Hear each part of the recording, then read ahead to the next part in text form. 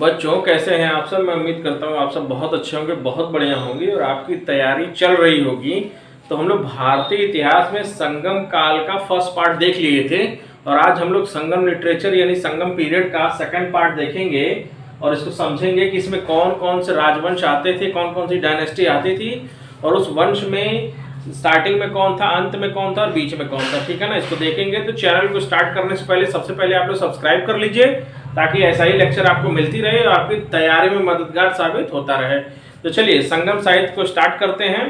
तो संगम साहित्य का ये सेकंड पार्ट है। तो चलिए स्टार्ट करते हैं कि संगम साहित्य को यानी जो काव्य है इसको हम दो पार्ट में बांटते हैं। ठीक है ना, दो पार्ट में बांटते हैं। पहला जो है अकम और दूसरा जो है वो है पूरम। ठीक है ना, पहले को अकम बोलते हैं, दूसरे को पूरम बोलते हैं। तो अकम किसको बोलते हैं?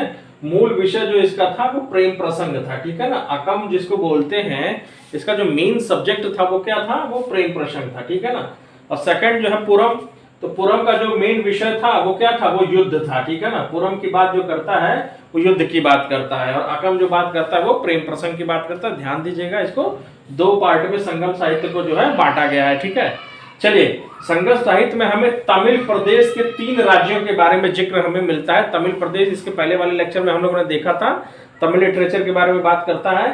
तो इसमें 3 जो है मेन राज्य थे यानी मेन जो डायनेस्टियां थी कौन कौन सी थी? चोल थे, चेर थे और पांडे थे। ठीक है ना, चोल, चेर और पांडे, इन तीनों का जिक्र हमको इसमें मिलता है तमिल साहित्य में यानी संगम साहित्य में हमें देखने को मिलता है।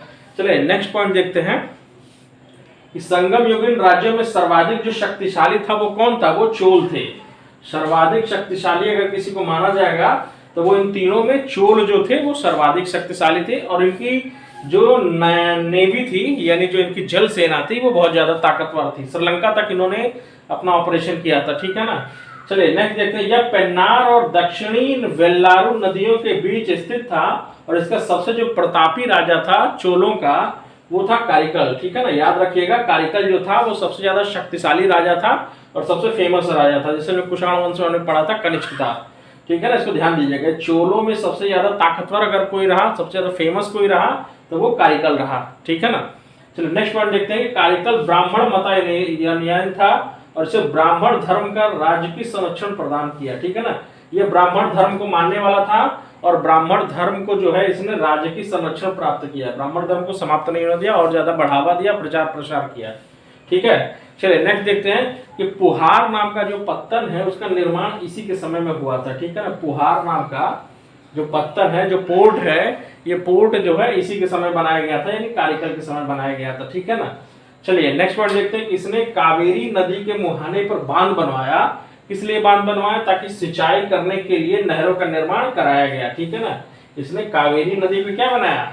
एक बांध बनवाया था। ठीक है ना, बांध बनवाया था इसने, इस बात को याद रखिएगा। ठीक है, अब पेरुनानुत्पादे में कारिकल को संगीत के शब्द स्वरों का विशेषज्ञ बताया गया है। संगीत के जो 7 सुर होते हैं उस 7 सुरों का इसको क्या बताया गया है? विशेषज्ञ बताया गया, मतलब स्पेशलिस्ट था ये। कारिकल जो है संगीत का स्पेशलिस्ट था 7 सुरों का। ठीक है ना, और नेक्स्ट पॉइंट देखते हैं कि संगम युग का जो दूसरा सबसे शक्तिशाली राज्य था वो चेरों का था। ठीक है ना, पहला जो है चोल हो गए, चोल चेर पांड्य में सबसे शक्तिशाली चोल हो गए और सेकंड जो है चेर हो गए। ठीक है ना, चेर जो है सेकंड नंबर पे सबसे शक्तिशाली आते थे।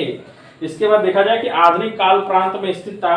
ठीक है ना, और उदीर, इसकी मेन राजाओं का नाम देख लेते हैं। राजाओं का नाम थोड़ा सा टेढ़ा है। राजा का नाम है उदी जीरल, नंदू जीरल आदन, सेन गुट्टवन इसके प्रमुख राजा थे। ठीक है ना, याद रखिएगा, बड़ा टेढ़ा नाम है। उदय जीरल, नंदू जीरल आदन और सेन गुट्टवन इसके प्रमुख राजा हुए। ठीक है ना, चलिए नेक्स्ट पॉइंट देखते हैं। नेक्स्ट पॉइंट ये है जिसका एक राजा हुआ सेन गुट्टवन ने अधिराज की उपाधि ग्रहण की। ठीक है ना, कौन सी उपाधि ग्रहण की? अधिराज की उपाधि ग्रहण करता है सेन गुट्टवन। ठीक है ना, याद रखिएगा। इसने पतिनी नामक धार्मिक संप्रदाय को समाज में प्रतिष्ठित किया, यानी इस संप्रदाय को क्या किया? इसने समाज में क्या बोला जाता है, ऊपर उठाया और समाज में इसकी बहुत ज्यादा पैरवी की ताकि ये क्या कर सके? प्रतिष्ठा प्राप्त कर सके। नेक्स्ट पॉइंट देखते हैं। संगम युग का तीसरा जो राज्य था वो पांड्यों का था। ठीक है ना, तो फर्स्ट नंबर पे चोल हुए, उसके बाद चेर हुए और थर्ड नंबर पे पांड्यों का जिक्र हमें देखने को मिलता है जो कावेरी के दक्षिण में स्थित था। कावेरी के दक्षिण में स्थित था और इसकी राजधानी की अगर बात किया जाए तो मदुरा थी। इसकी राजधानी कौन थी? इसकी राजधानी थी मदुरा, ठीक है ना, याद रखिएगा मदुरा थी। पांड्य राजाओं में नेडुजेलियन, ठीक है ना, ये नाम याद रखिएगा, पांड्य राजाओं में नेडुजेलियन सबसे शक्तिशाली था, ठीक है ना। इस राजा का नाम है नेडुजेलियन। नेडुजेलियन जो था वो सबसे शक्तिशाली राजा था। और संगम युग में मंत्रियों को क्या बोला जाता था? मंत्रियों को बोला जाता था अमाई इचान या अमाई चर, ठीक है ना। संगम युग में मंत्रियों को किस नाम से पुकारा जाता था? अमाई इचान या अमाई इच्चर, क्योंकि साउथ का है तो बच्चों याद रखिएगा, नाम हमको टेढ़े टेढ़े ही मिलने हैं, ठीक है ना, साउथ की बात हो रही है। अब देखते हैं, राजधानी में एक राज्यसभा होती थी, जैसे हमारे यहाँ है ना लोकसभा और राज्यसभा, हम लोग पढ़ते हैं ना पॉलिटिक्स में, लोकसभा और राज्यसभा, वैसे ही राज्यसभा होती थी, जिसे नालवय किस नाम से जाना जाता था? जिसे नालवय के नाम से जाना जाता था। और राजा के न्यायालय को मनरम, ठीक है ना, राजा का जो कोर्ट होता था जहां से राजा न्याय वगैरह करता था, निर्णय वगैरह देता था, डिसीजन देता था, उसको मनरम कहा जाता था। इसको ध्यान दीजिएगा। राज्यसभा राजधानी में होती थी, जिसे नालवे कहा जाता था, और राजा के न्यायालय को मनरम कहा जाता था, याद रखिएगा, ठीक है। चोरी तथा व्यभिचारी के अपराध के लिए मृत्यु दंड, ठीक है ना, मृत्यु दंड। और झूठ बोलने वाले जो गवाही देते थे, झूठ बोलने वाले लोगों को क्या किया जाता था? जीभ काट दिया जाता था, ठीक है ना। यानी चोरी करने वाले को मृत्युदंड, झूठ बोलने वाले की जीभ जो है वो काट ली जाती थी, यानी सजा का तगड़ा प्रावधान था। झूठ वगैरह, फरेब वगैरह, धोखा वगैरह नहीं दिया जा सकता था। नेक्स्ट पॉइंट देखते हैं, भूमि कर नगद या अनाज दोनों रूप में दिया जाता था। जो टैक्सेस होते थे वो टैक्सेस नगद भी होते थे और अनाज के रूप में भी दिया जाता था। और अनाज का एक कौन सा हिस्सा दिया जाता था? तो 1/6 यानी 1/6, ठीक है ना, 1/6 भाग होता था। इसको उपज का 1/6 भाग जो है वो राज्य को दिया जाता था।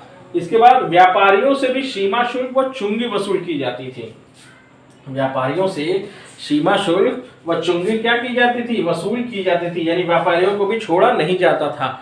तो इस तरह संगम साहित्य का बेटा ये आज दूसरा पार्ट समाप्त होता है बच्चों, और इसको आप ध्यान से देख लीजिएगा। इससे क्वेश्चन आता ही आता है और बच्चे इसको सॉल्व नहीं कर पाते हैं क्योंकि बड़े टेढ़े टेढ़े नाम होते हैं। तो जाने से पहले चैनल को सब्सक्राइब करिए, लाइक करिए, शेयर करिए वीडियो को। तो जाने से पहले चलिए, वीडियो देखने के लिए बहुत बहुत धन्यवाद।